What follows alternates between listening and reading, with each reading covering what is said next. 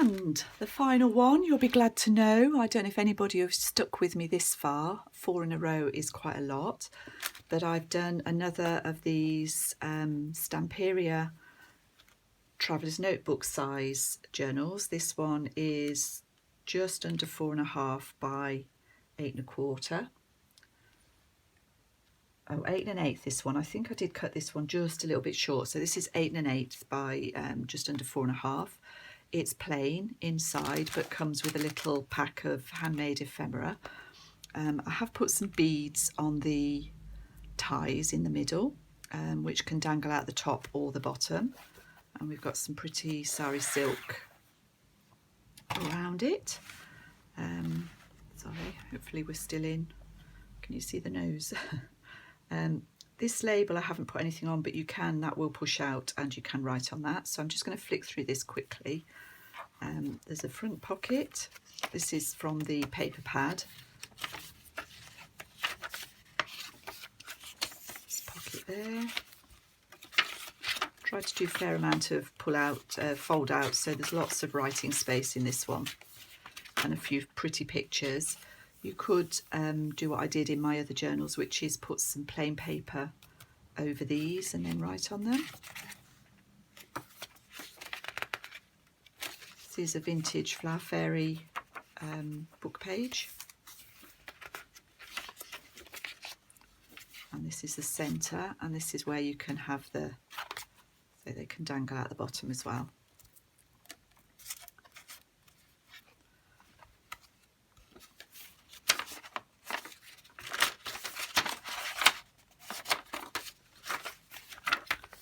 The side of the Flower Fairy, it's the Sarah Midden book.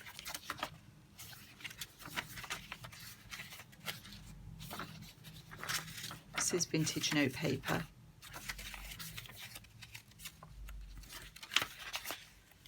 It's the other side of the pocket there. And I think I put 16 sheets in, so that would be 64 writing size. There's a few bits of the scrap paper that I had left in the back pocket. So that's that. And then to go with it, I've done various bits and bobs. So there's a journal card there. There's a little booklet, which I've hand stitched this time. I think it's more secure. It's just decorated with some lace and some sari silk. Just a few pages of tea-dyed paper. There's a tea bag with some,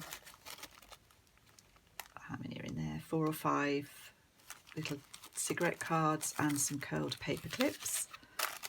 I've done one of my Carol inspired fold out, so this is meant to be able to be glued.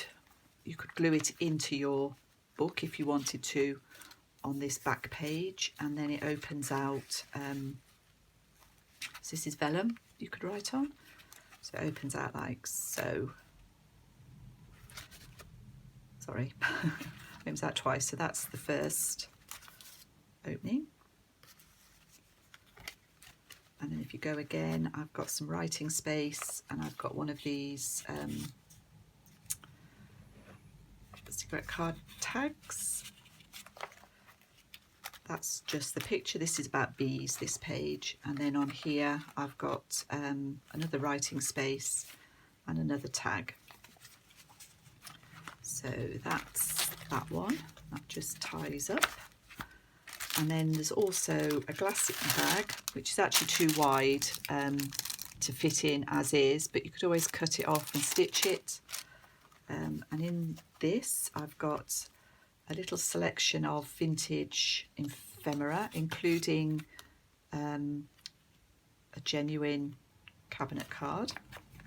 There's a library card, a playing card, a postcard, which has got no writing on it, and an envelope. It's vintage, but not 1954. And I've got a Tracy Fox envelope with a receipt in there. That's a scan. got a Tracy Fox hanging tag made with the paper, a botanical tag on card, one of these pretty little pull-out envelopes, and I've done a little bit of mixed media on this die cut just with tin pulps distress inks. That turned out quite pretty. And then finally there's another booklet, a long booklet with some different pages in. So for example, this could got quite a dark page in here. This could sit quite nicely. This is just an example. That could sit quite nicely over that page. And all of these things will fit in this journal, but obviously it will start to gape open. Anyway, I think I've said quite enough this morning. Hopefully these weren't too dull, and thank you for watching. Say hello, Mole. Come on, come here. Good girl. Lie down.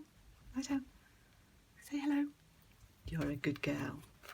This is why I put a little disclaimer in my videos. I can't totally promise there won't be a dog hair lurking. She doesn't normally touch them, but and I do check them, but she does molt quite a lot. Thank you. Bye bye.